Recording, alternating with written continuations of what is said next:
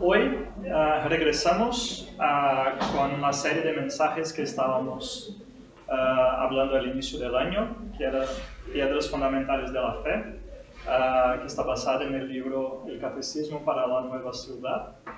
Y los que se acuerdan bien, hemos a lo largo de todo el primer semestre hablado de algunas cosas. Entonces, antes de empezar con el tema de hoy, lo que quiero hacer es un breve repaso de lo que hemos estudiado, de lo que hemos aprendido. Entonces, la primera cosa que hemos visto fue Dios es el creador. Entonces, hemos visto que la Biblia nos enseña, nos explica que Dios ya existía y Él ha creado todas las cosas, incluso nosotros. ¿Por qué fuimos creados? Fuimos creados para honor de su gloria. O sea, Dios no necesita de nosotros específicamente para nada, pero fuimos creados para dar honor a Él. Y por eso Él merece toda nuestra adoración, toda nuestra alabanza. El tercer punto, ¿por qué existe la ley si no podemos cumplirla? La ley nos enseña la perfección de Dios, lo cuán alto es su patrón y lo cuánto nosotros somos pecadores por nuestra naturaleza desde Adán. Okay. Cuarto punto, el pecado nos hace incapaces de cumplir la ley y obedecer a Dios, justamente por eso. Y el pago del pecado es la muerte eterna. O sea, no podemos dejar de hablar algunas cosas básicas de nuestra fe. Y esta es una de estas. El pecado tiene un pago y este pago es la muerte eterna. Pero Dios tiene su plan de redención para la humanidad. Por eso ha enviado a Jesucristo para morir por nosotros y pagar el precio del pecado. Y Jesucristo es nuestra única esperanza de vida eterna. Bueno, en 2 minutos y 30 segundos he hablado todo lo que hablamos en un semestre. Por supuesto, no con la misma calidad, misma profundidad, pero estoy cierto de que vosotros estáis acordando de algunos de los días, de los domingos que hemos estado aquí, de lo que Dwight nos ha hablado, de lo que David ha hablado, de lo que yo mismo he hablado algunos de estos días. Lo que nos toca hablar hoy es acerca de Jesucristo y de sus dos naturalezas, Dios y hombre, naturaleza divina y naturaleza humana. En otras palabras, yo podría decir que el tema de hoy es unión hipostática. Muy bonito, ¿no? Decir una palabra tan difícil, unión hipostática. Pero básicamente lo que significa es la perfecta unión de la naturaleza divina y la naturaleza humana de Jesús.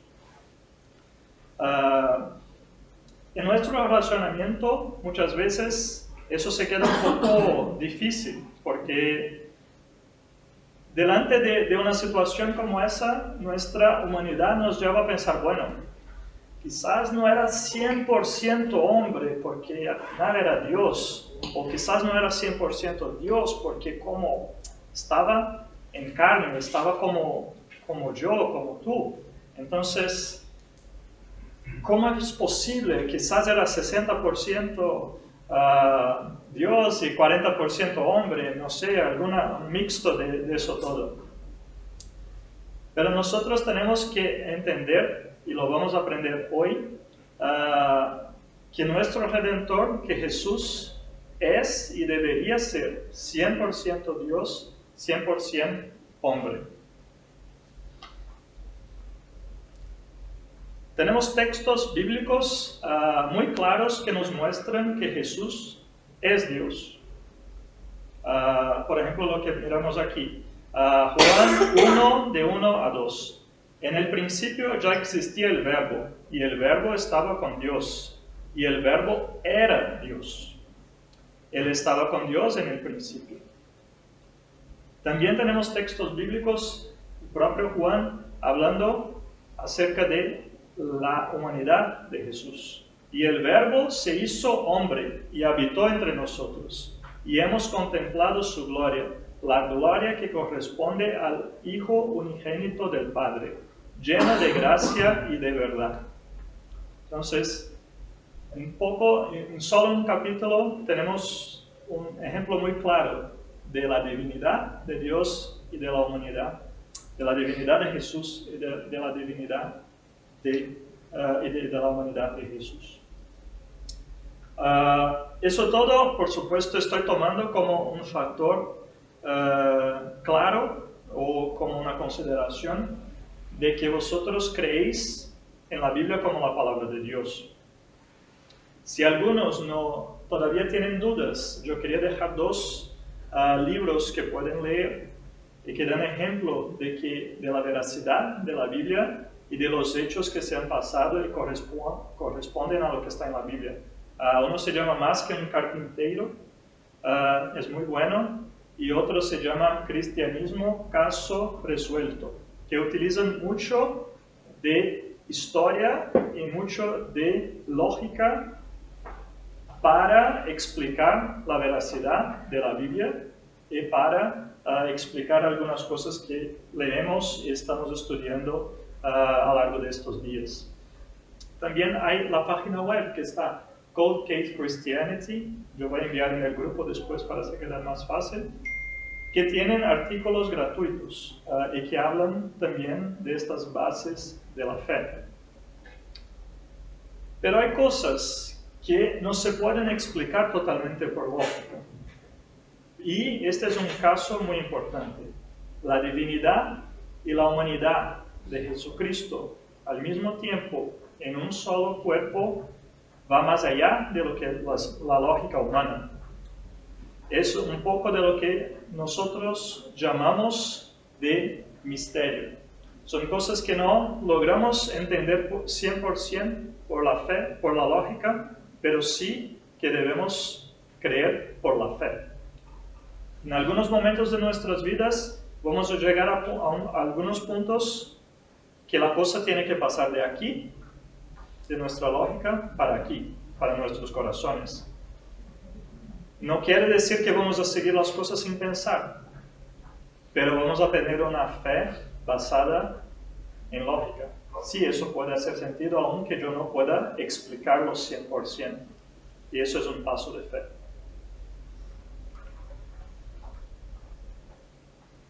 ¿Por qué es tan importante tener claro que Jesucristo era al mismo tiempo Dios y al mismo tiempo hombre? Porque a lo largo de la historia muchas cosas se han dicho en contrario de eso. Y cuando no creemos en eso, estamos poniendo a prueba o estamos machacando una de las partes que son vitales, que son esenciales de nuestra creencia.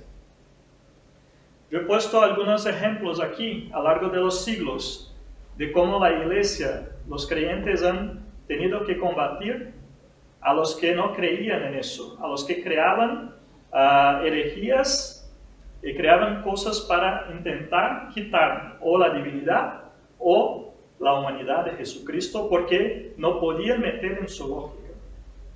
Por supuesto, estamos hablando aquí de los primeros siglos de la iglesia cristiana y estamos hablando de principalmente dos tipos de personas o dos pueblos, los judíos y los griegos. Los judíos no creían que Jesús pudiera ser Dios. Para ellos, Él podría ser un gran profeta, alguien que hablaba en nombre de Dios, pero no era Dios. Negaban la divinidad. Y los griegos, por su parte, creían que el cuerpo, la materia, era algo malo.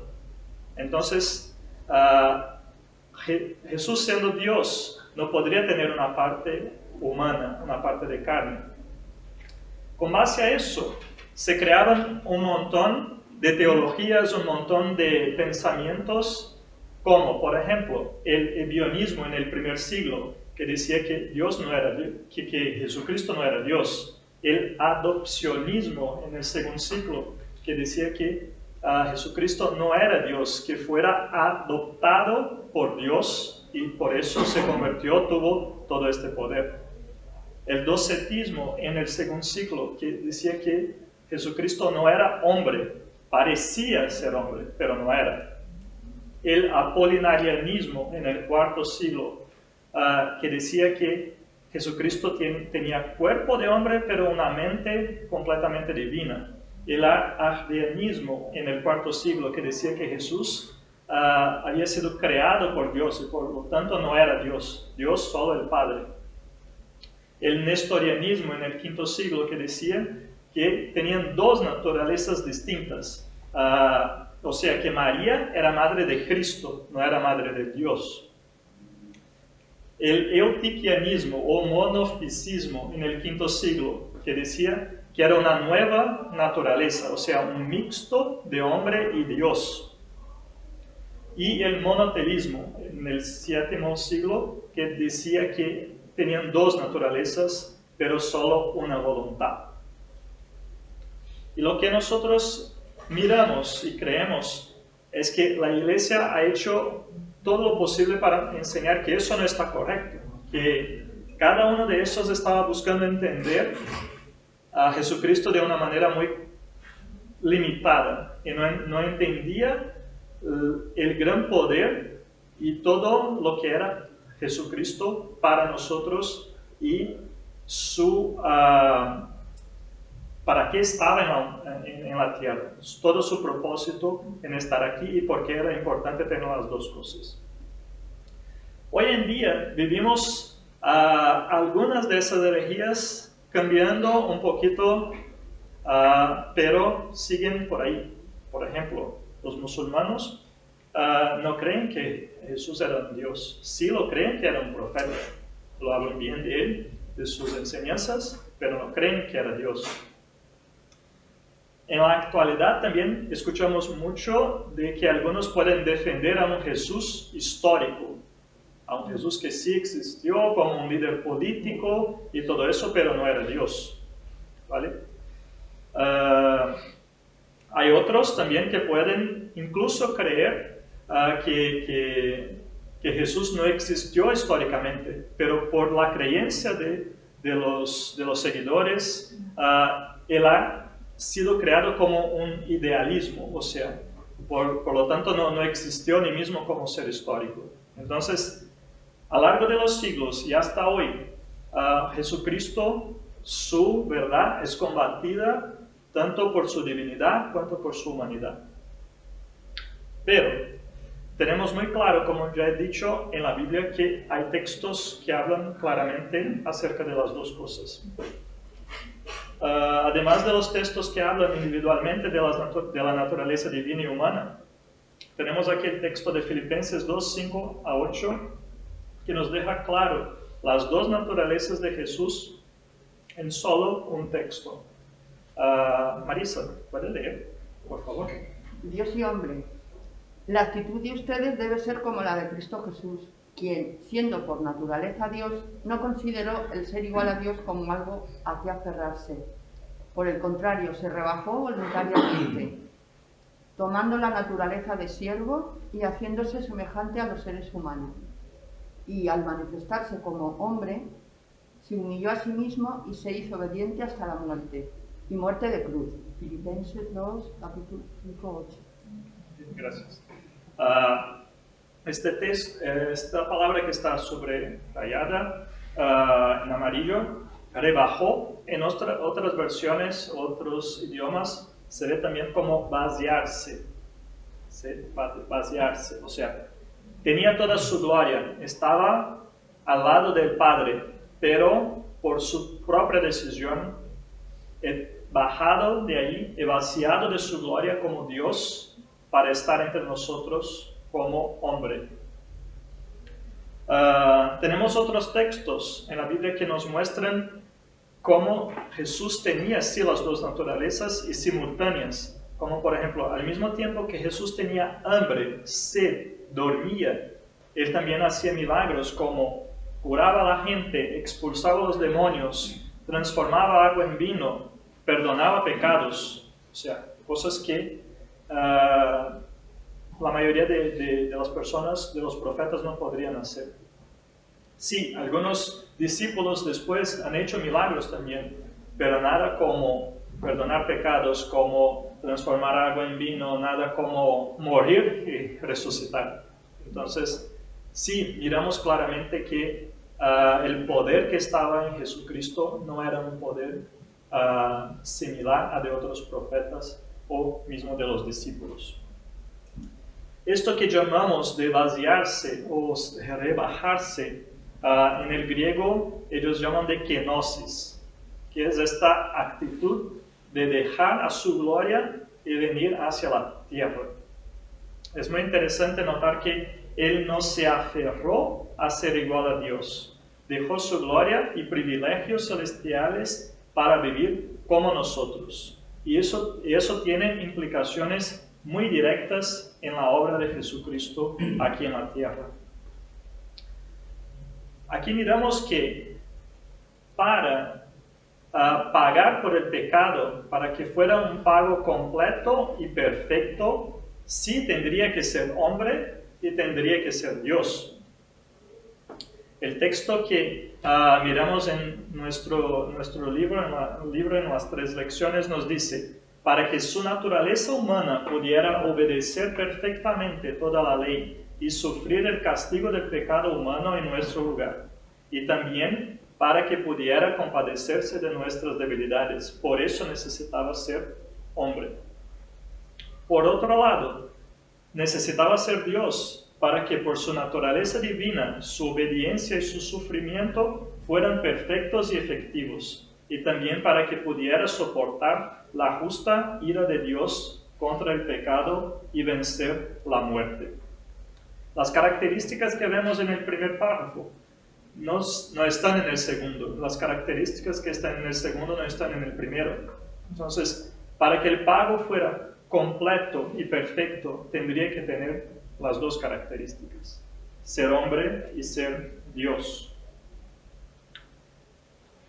A este otro texto que miramos aquí,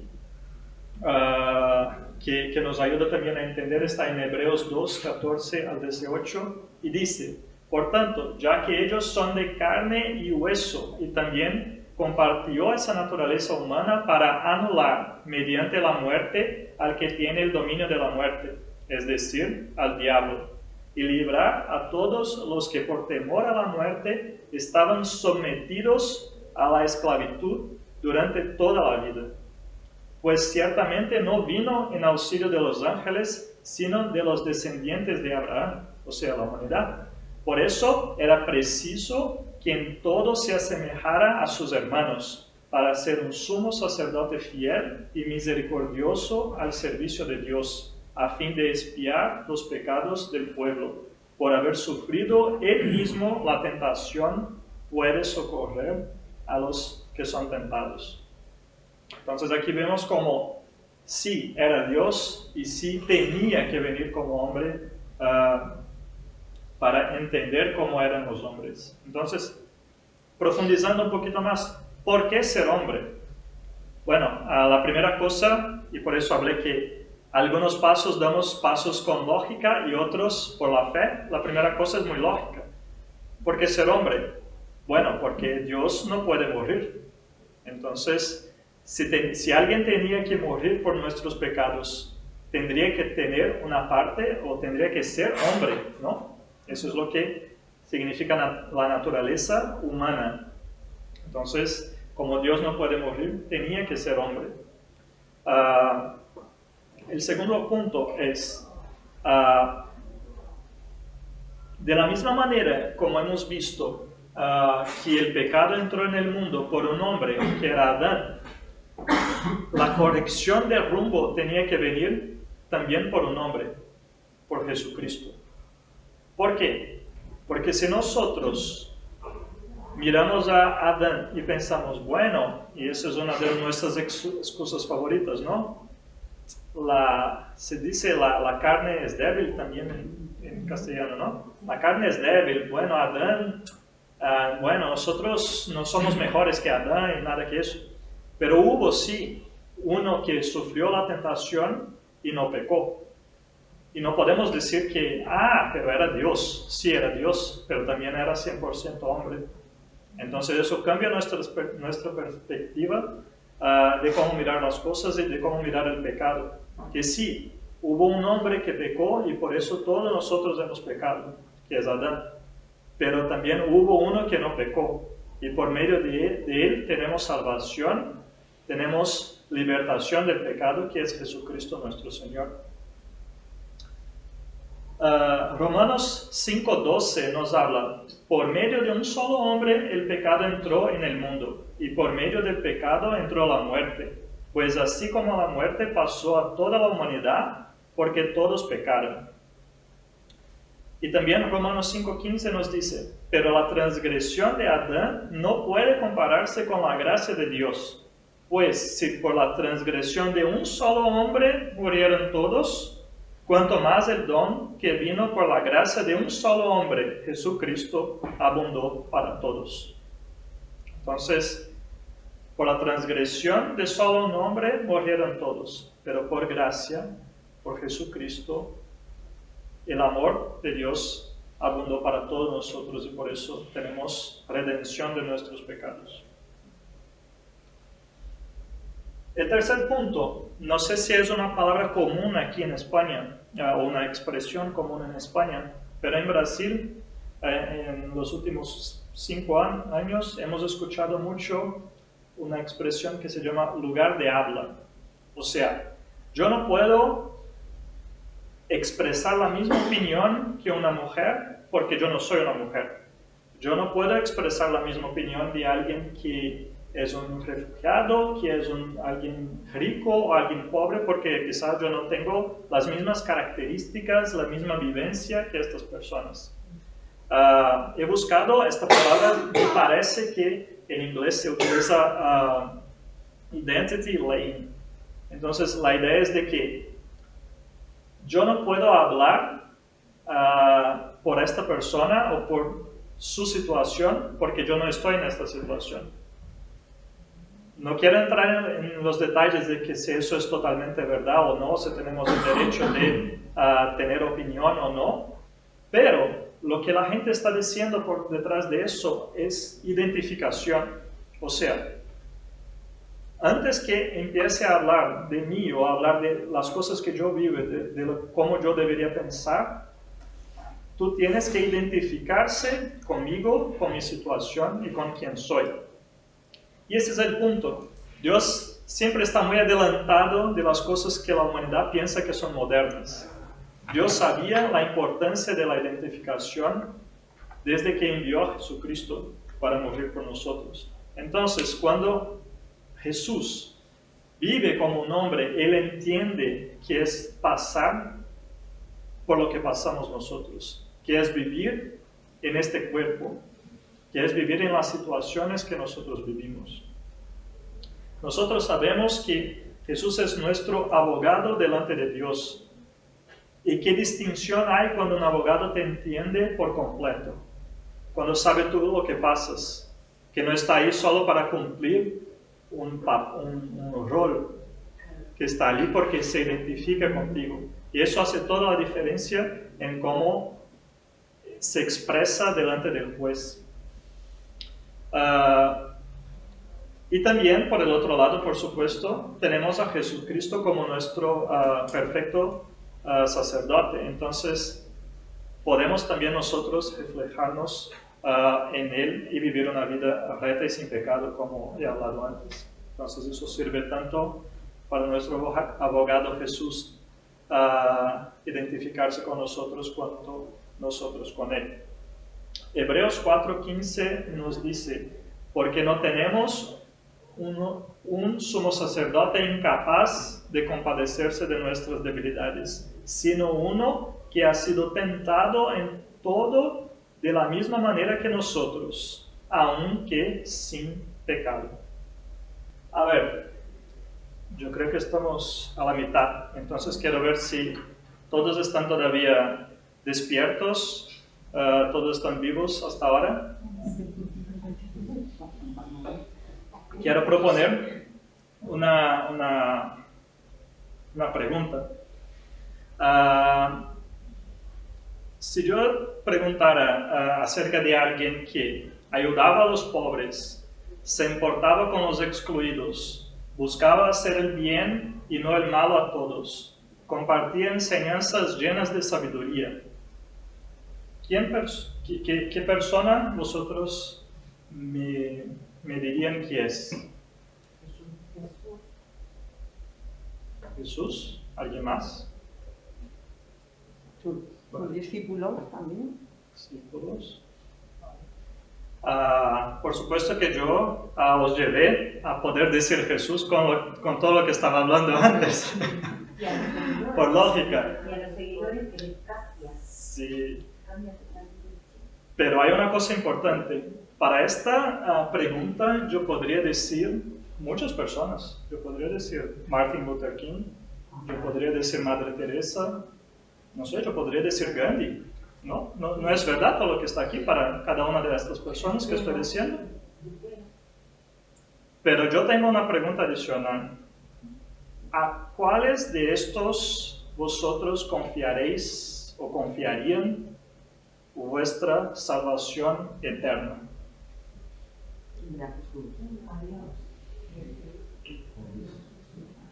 Hay un punto que que hace distinción entre todos estos que hemos hablado y a Jesucristo, que es, Él venció el pecado y la muerte. Nosotros podemos mirar a todas estas personas como personas con cualidades que han hecho cosas buenas, pero ninguno de ellos era Dios. Ninguno de ellos podía pagar nuestra deuda de pecado con Dios. Y ese es el punto más importante, es el punto fundamental de nuestra fe.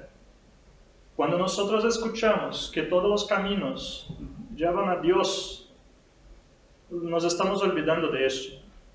Nos estamos olvidando de que no son todos los caminos que llevan a Dios. Porque para cruzar el puente, para llegar a Dios, nosotros sabemos que es necesario un pago. Y ninguno de estos pudo pagar este pago. Solo Jesucristo pudo hacerlo. Por eso es tan importante la naturaleza divina de Dios, de Jesucristo. Y por eso estamos estudiando. Nosotros vemos que la enemistad creada entre el hombre y Dios por el pecado no podía ser arreglada por nadie, sino por el propio Dios. Nosotros hemos estudiado al inicio del año, ¿qué es el pecado? Pecado es la desobediencia a Dios, es darle la espalda a Dios, es el pecado. No son los pecados pequeñitos, los pecados grandotes. Lo que estamos haciendo y hablando aquí es dejar quien es Dios, darle la espalda. Ese es el pecado. Y para pagar por eso, porque está en nuestra naturaleza humana ser así, desde Adán, solo hay una forma, Jesucristo. Solo hay una forma, muerte. Y si no fuera Él morir por nosotros, nosotros no teníamos otro camino sino muerte eterna.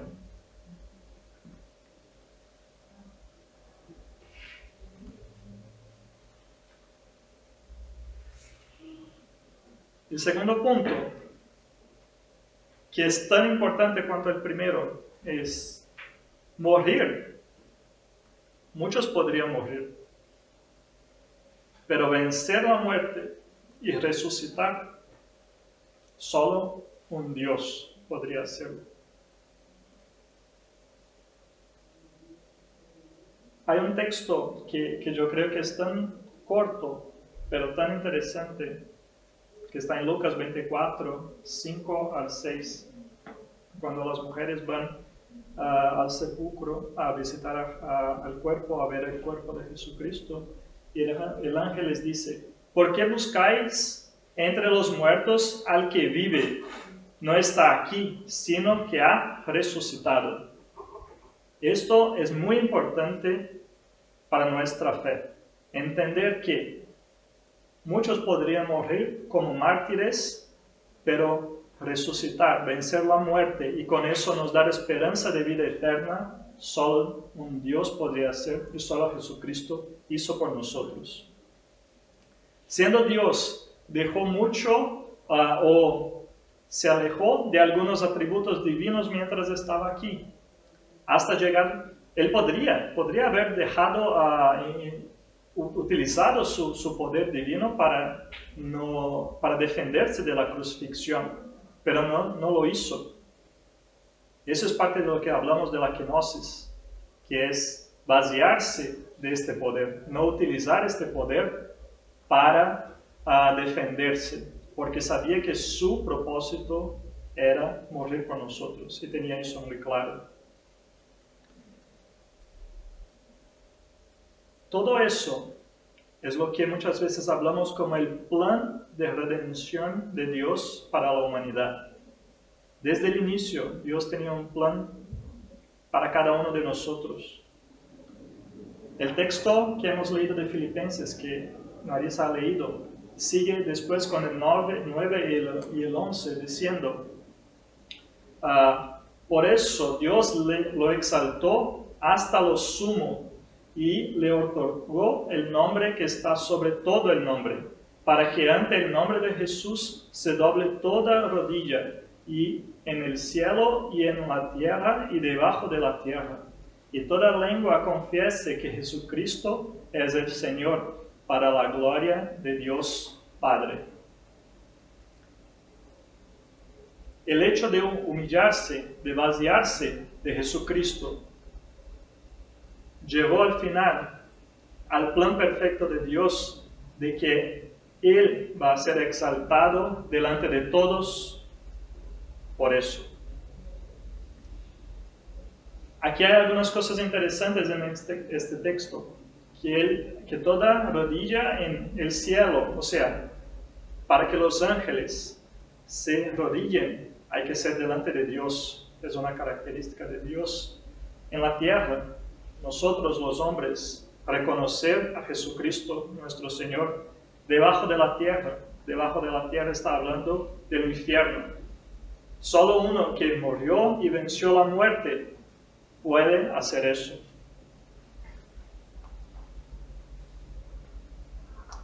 En conclusión de lo que hemos hablado hoy, entonces, 3 puntos importantes. La humanidad de Jesús es esencial para establecer nuestra identificación con Él y de Él con nosotros. Era esencial que alguien muriera, que fuera hombre, y eso genera identificación con nosotros también. Segundo punto, la divinidad de Jesús fue esencial para liquidar, para pagar la deuda de la humanidad con Dios. O sea, solo un Dios podría pagar el precio de un pecado tan grande como ese. Solo Dios. Y el tercer punto, la humanidad y la divinidad de Jesús enseñan el plan de redención de Dios para la humanidad. O sea, la historia no termina, no se acaba en la muerte. Jesús venció la muerte para que podamos nosotros vencer la muerte también, creyendo en Él, a través de Él, por medio de Él. Me gusta mucho este texto, es sencillo, pero yo creo que hace un resumen de lo que hemos hablado. Es una traducción mía, entonces puede contener errores. Es de un pastor brasileño que dice: solamente un redentor con naturaleza divina podría ser poderoso. Solamente un redentor con naturaleza humana podría morir por nuestros pecados. Solamente un redentor con naturaleza divina y humana podría resucitar de entre los muertos. En razón de su humanidad, Él murió. En razón de su divinidad, Él resucitó. 1 Corintios 15, 3, 6, 14, 20 al 22 nos dice: porque primeramente os he enseñado lo que asimismo recibí, que Cristo murió por nuestros pecados, conforme a las Escrituras, y que fue sepultado y que resucitó al tercer día, conforme a las Escrituras, y que apareció a Cefas y después a los 12, después apareció a más de 500 hermanos a la vez. Y si Cristo no resucitó, vuestra fe es vana, aún estáis en vuestros pecados. Mas ahora Cristo ha resucitado de los muertos, primicias de los que durmieron es hecho. Porque por cuanto la muerte entró por un hombre, también por un hombre la resurrección de los muertos. Por así como en Adán todos mueren, también en Cristo todos serán vivificados. Mi invitación hoy es de que, aunque las situaciones vengan contra nosotros, no deneguemos la persona de Jesucristo, su divinidad, su venida terrenal como hombre. Sobre su muerte y su resurrección depositamos nuestra fe y tenemos certeza de nuestra salvación y vida eterna.